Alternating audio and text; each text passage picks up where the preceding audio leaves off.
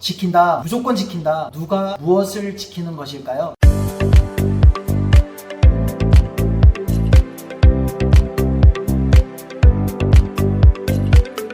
샬롬, 조목사입니다. 지난 시간 출애굽기 20장 14절을 통해서 7계명의 의미를 살펴봤습니다. 오늘은 하이델베르크 요리문답 108, 109문답을 통해서 7계명을 살펴보도록 하겠습니다. 바로 들어가 보시죠. 하이델베르크 요리문답 108문답은 7계명에서 하나님이 원하시는 것은 무엇입니까? 라고 묻고 이렇게 대답을 합니다. 모든 부정은 하나님의 저주 아래에 있습니다. 따라서 거룩한 혼인의 관계에 있든지 독신으로 있든지 우리는 어떤 부정이라도 마음으로부터 미워하고 순결하고 단정한 생활을 해야 합니다. 109문입니다. 하나님께서는 이 계명에서 간음 또는 그와 같은 부끄러운 죄만을 금하십니까? 답입니다. 우리의 몸과 영혼이 모두 성신의 전이기 때문에 우리가 몸과 영혼을 순결하고 거룩하게 지키기를 원하십니다. 그렇기에 하나님께서는 모든 부정한 행동이나 몸짓, 말이나 생각이나 욕망 또한 그리로 유혹하는 모든 것을 금하십니다.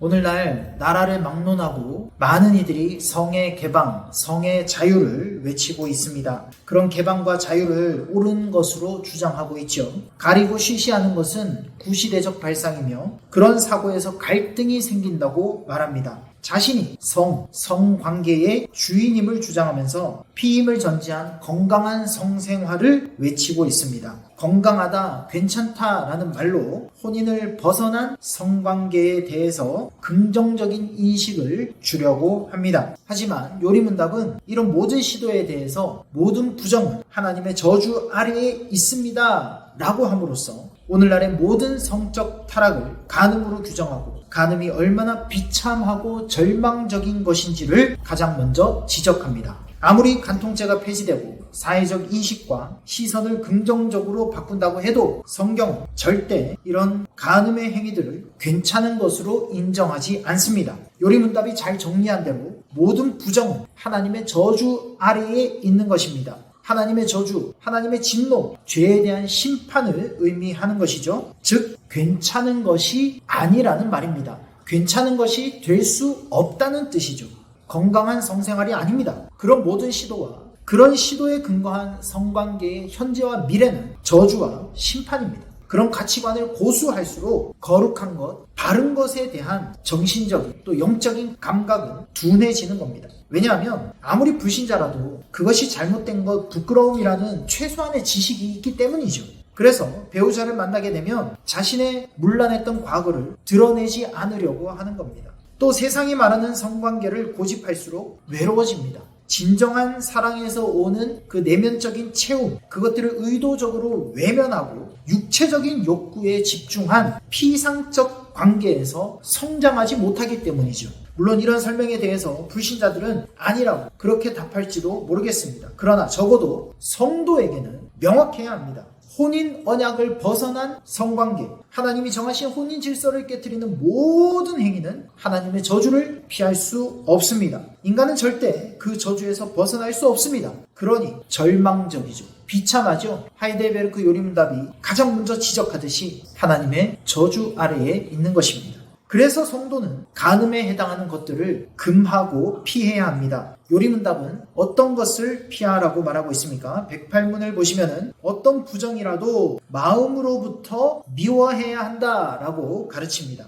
109문답에서는 하나님께서 모든 부정한 행동이나 몸짓, 말이나 생각이나 욕망 또한 그리로 유혹하는 모든 것을 금하셨다라고 말합니다. 이것은 결혼 후나 결혼 전에 독신일 때나 똑같이 중요하게 생각해야 하는 것들입니다. 어떤 부정이라도 우리는 미워해야 합니다. 다 그럴 때가 있어. 인간이 나약한데 유혹에 넘어갈 수도 있지 라고 넘겨서는 안 된다는 뜻입니다. 물론 인간은 연약합니다. 유혹에 넘어갑니다. 아니 정확하게 말하면 유혹을 즐거이 따릅니다. 그런 유혹에 우리 모두는 넘어질 수 있습니다. 그러나 그저 약해서 인간이라서 이렇게 말하고 넘어가서는 안 된다는 겁니다. 그런 유혹을 즐겼던 자신을 미워해야 합니다. 그런 유혹을 즐겼던 자신에 대해서 슬퍼해야 합니다. 가슴을 치며 회개해야 하는 것이죠. 더 주의해야 합니다. 깊이 생각하고 기도하며 주의해서 다음엔 그러지 않을 수 있어야 하는 것이죠. 이런 과정이 조금도 없이 넘어가는 것은 하나님을 조롱하는 것입니다.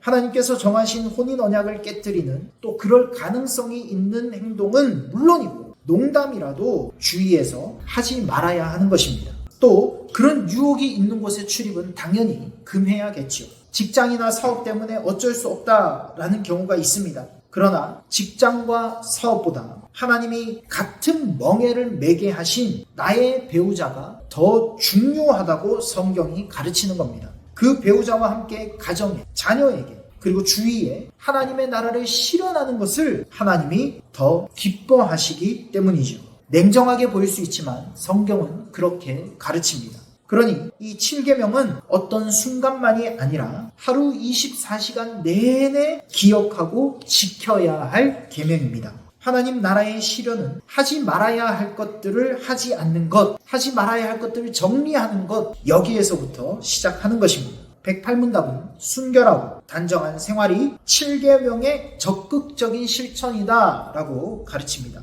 109문답은 이것을 조금 더 구체적으로 몸과 영혼의 순결하고 거룩함이라고 가르치죠. 그러면 이 순결함, 단정함이란 무엇일까요? 이 순결함의 사전적 의미는 잡된 것이 섞이지 아니하고 깨끗함입니다. 성적 맥락에서 이 순결함은 이성과의 육체 관계가 아직 없음 또는 그런 상태를 가리키죠. 그러나 성경이 말하는 순결은 이런 사전적인 의미가 아닙니다. 금욕주의도 아닙니다. 성경이 말하는 순결은 하나님께서 정하신 창조 질서에 대한 신앙적 순종입니다. 즉 하나님께서 정하신 부부, 혼인, 그 질서를 고집하며 그 질서를 삶의 유일한 기준으로 삼는 것을 말합니다. 이 순결을 붙잡기 위해 애쓰는 사람, 그 질서를 깨뜨리지 않으려고 몸부림치는 사람, 그가 바로 구별된 자요 성도입니다. 성도는 죄를 피하기 위해서만이 아니라 하나님의 질서가 가장 아름다운 것을 믿기 때문에 그 질서를 지키는 자들이죠. 아직 결혼하지 않은 자라면 혼인관계 안에서만 성관계가 허락됨을 인정하십시오. 성욕을 주체할 수 없다면 결혼하십시오. 결혼한 자라면 배우자에게서 만족을 찾아야 합니다. 배우자를 하나님께서 주신 유일한 선물이라는 것을 인정해야 합니다. 배우자는 쾌락의 대상이 아니라 하나님의 창조 질서를 나와 함께 이루는 동역자죠. 아담에게 오직 하와를 주신 것처럼 하나님께서 지금 내게 오직 한 사람, 그 배우자를 주신 것입니다. 그 한 사람에게 헌신하십시오. 부부가 서로에게 책임을 다하며 사랑하고 서로에 대한 혼인의 약속을 지켜갈 때 자녀들은 그 모습을 통해서 말씀이 가르치는 질서를 배우게 되는 겁니다. 그 속에서 권위를 배우게 되는 것이죠. 말씀을 사랑하는 부모를 보면서 부모를 공경하고 하나님을 경외하게 되는 것입니다. 이처럼 7계명을 적극적으로 지킬 때 단지 7계명만이 아니라 5계명까지도 실천하게 되는 것이죠. 그러니 가장 먼저 하나님이 주신 그 질서를 사랑하는 마음으로 순결을 실천하십시오. 하나님이 세우신 질서에 순종하기 위해서 기도하십시오. 그 질서를 지킬 수 있는 힘을 달라고 간구하셔야 합니다. 배우자에게 감정을 포함해서 의지적으로 사랑을 고백하십시오. 이 고백이 바로 7계명의 적극적인 순종입니다. 이 고백이 있는 가정은 하나님 나라의 질서가 살아있는 가정이 되는 것입니다. 지킨다, 반드시 지킨다. 이것은 나의 부부관계, 나의 가정만이 아니라 모든 성도가 서로의 혼인관계, 서로의 가정을 하나님의 창조 질서 안에서 유지성숙할 수 있도록 지켜주라는 외침입니다. 성도가 이렇게 7번째 계명을 지켜야 하는 이유가 무엇이겠습니까? 당연히 성도는 하나님을 믿는 자들이고 하나님이 원하시는 것이 가늠하지 않는 것이니까 그것을 명하셨기 때문에 지킵니다. 이것을 109문답은 이렇게 표현했습니다. 우리의 몸과 영혼이 모두 성신의 전이기 때문에 우리가 몸과 영혼을 순결하고 거룩하게 지키기를 원하십니다. 이 답이 우리에게 알려주는 것은 우리의 육신만이 아니라 우리의 영혼까지, 그러니까 우리의 전부가 하나님이 거하시는 처소가 되었다는 것입니다. 바꿔 말하면 하나님께서, 성령님께서 우리의 영과 육 모두를 소유하셨다는 뜻입니다. 나 자신에 대한 주인된 권리가 성령님께 있고 성령님께서 우리의 생각과 마음과 육신을 다스리신다는 뜻이죠. 그래서 사도 바울은 고린도전서 3장 16절, 6장 19절에서 그 고린도의 성도들을 향해 너희가 성령님이 거하시는 처소다, 성령의 전이다 라고 선포했던 것입니다. 그렇기 때문에 우리는 우리의 몸을 우리의 뜻대로 사용해선 안 됩니다. 우리 생각대로 마음과 뜻을 품어선 안 됩니다.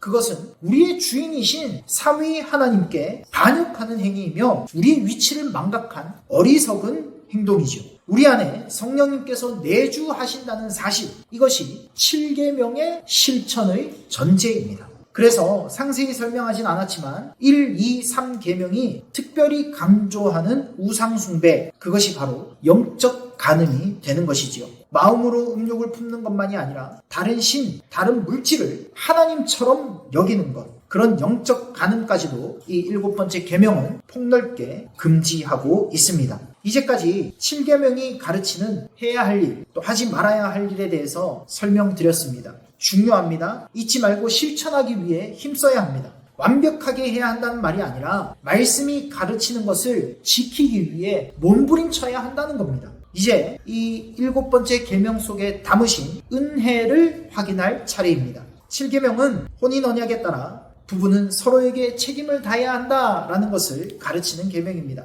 부부관계를 지키기 위해서 힘쓸 것을 가르치는 계명이죠. 그런데 성경은 예수님을 신랑으로, 교회를 예수님의 신부로 비유해서 표현하고 있습니다. 정리하면 신랑이신 예수님께서 먼저 이 7번째 계명을 지키신다는 뜻입니다. 예수님께서 먼저 신부인 교회에 대하여, 우리에 대하여 혼인 언약의 책임을 다하시며 예수님께서 이 관계를 지키시기 위해 모든 힘을 다하신다는 뜻입니다. 간음하지 말라라고 말하심으로써 나는 절대 간음하지 않는다, 내가 너를 버리지 않는다 라고, 너만 바라본다고 우리에게 사랑의 고백을 하신 것입니다. 우리 주님께서 자신의 생명을 내어 우리를 사셨습니다. 자신의 생명으로 우리와 혼인하셨습니다. 이 혼인 관계는 주님께서 붙들고 계시기에 깨지지 않습니다. 이 은혜를 기억하셔야 합니다. 7계명은 인간의 추악함과 음란함과 영적, 육적 타락을 보여주는 계명입니다. 우리가 그런 자들이죠.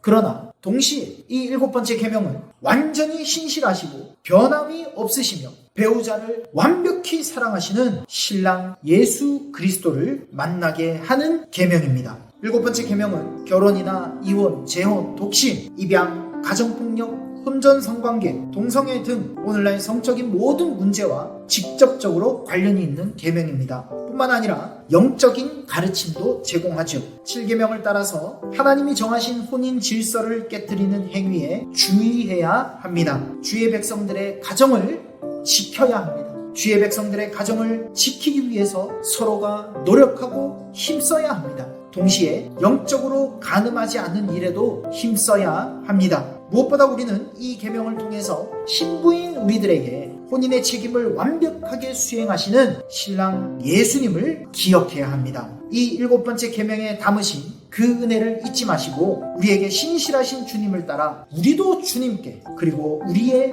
배우자에게 신실해야 하겠습니다. 이상으로 7계명을 마칩니다. 댓글과 질문은 언제든 환영입니다. 다음 주에는 나눈다, 무조건 나눈다 라는 8계명으로 만나겠습니다. 감사합니다.